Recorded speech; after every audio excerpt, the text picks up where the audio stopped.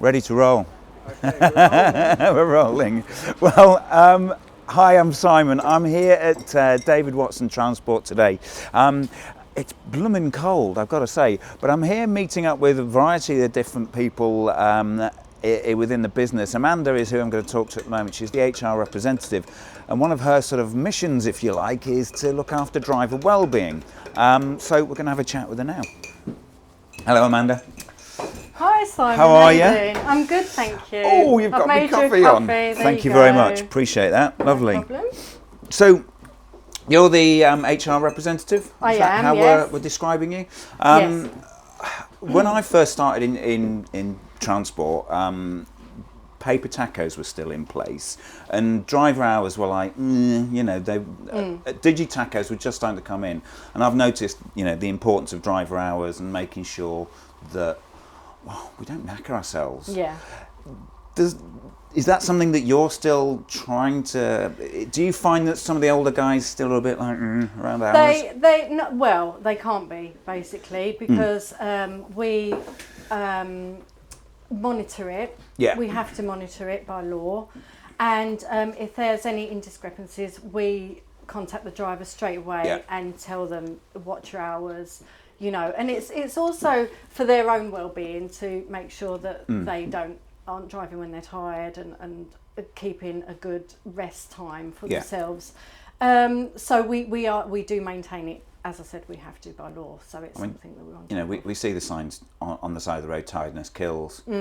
And I've seen all sorts of different videos of in my training of awful accidents when there's been tired drivers.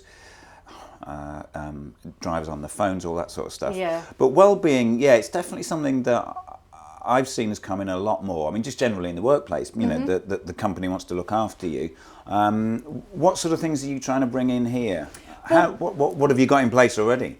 Well, each depot has a driver mess similar to this, which provides them with somewhere to sit, somewhere to make food, coffee. They can night out in the yard. They have shower facilities, toilet facilities, TV if they want. They can contact home. There's telephones available. Whatever they need is generally in the driver mess, which we are upgrading to a different building on site, which I'll show you. I noticed the building work over there. You mentioned earlier before. But each depot has that, and each one we're upgrading. At the moment, we've upgraded a couple. What we tend to struggle with is the facilities at service stations. They are generally very poor. And it's a cost to the driver as well, because to park in a service station they have to pay, I think it's £36 a night to stay. Overnight it can be that and more, I've heard. And more. So we do subsidise that by quite a lot, but that they have to contribute some of it as well. So and the facilities are shocking. So when you think there's hundreds of drivers using the same facilities, it needs maintaining, and that's an ongoing problem. So as well as say the facilities they've got, how do you support them from a sort of a well-being point of view, from a mental point of view? I mean, for example, the company I work for, we've got, although not a dedicated person within the company, we do have a phone line that we can call up at any time. We've got various different benefits as well. With a well-being benefit, £100 a year, which you can spend on pretty much anything, a pair of trainers if you wanted to, or a yoga mat, or depending on what you're into. That's a great idea, actually. So because I'm quite new in the position of the wellbeing representative, really, I'm starting to introduce things like that. There was different perk packages that I'm looking into to try and provide for the drivers. At the moment, we provide them with a contact number, which is me, for out of hours if they need anything, and I can give them help and advice if they need it. Just guidance, really. I can't actually provide any counselling, obviously, but I do provide guidance and contact numbers if they should need it. But also we have a newsletter which goes out, which I actually produce, and that I provide them with healthy food options, gym discounts, any sort of discounts I can find locally, I'll put in the newsletter.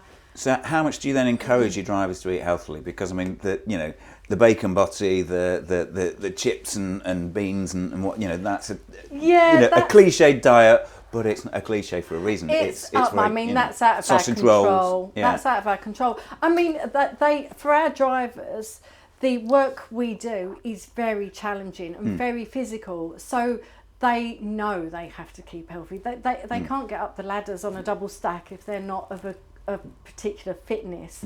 So I think that that's something that they have to maintain themselves anyway. But obviously we encourage it just by word of mouth, really. There's nothing that we provide as a company on a regular basis, I'd say, as a perk, but I try to sort of encourage it by just putting articles in the newsletter, and I often have links to webinars that they can follow, and our low city training, I think, encourages, you know, well-being as well. There's different training modules on there, which includes well-being and driver's hours and things like that. So what else would you like to see within David Watson Transport from a wellbeing point of view?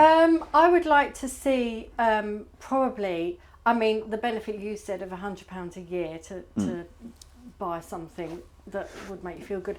We do provide the drivers with feedback bonuses, which we encourage to be spent at. We give them vouchers, which are specific vouchers for healthy food options and gyms that they can get free day in the gym or spa day or whatever with. So we do try and encourage it that way. I'd like to see probably the company invest more in providing healthier ways to eat, because I think that's where we struggle. So maybe free fruit, for example, and they can come into the office, grab some fruit and then take it onto the truck with them. I've just thought of something. What about a subsidised subscription to one of the healthy eating like Hello Fresh or something. Hello Fresh or one of those that, I mean, it's difficult, isn't it, when you're out in the truck to try and cook healthily, but they I'm just thinking for when they're at home, you know, they've got. Yeah, I'd like to see. Can we see anything of your new facilities? There isn't much to see, but I can show you the site where it's going on. Let's have a wander over. It's a bit further down, but we can have a look here. Should we take this with us? Yeah, keep our hands warm at least. Here. Thanks for watching. I hope you enjoyed this video. If you've got any questions, then please put them in the comments below. And don't forget to like, follow and subscribe.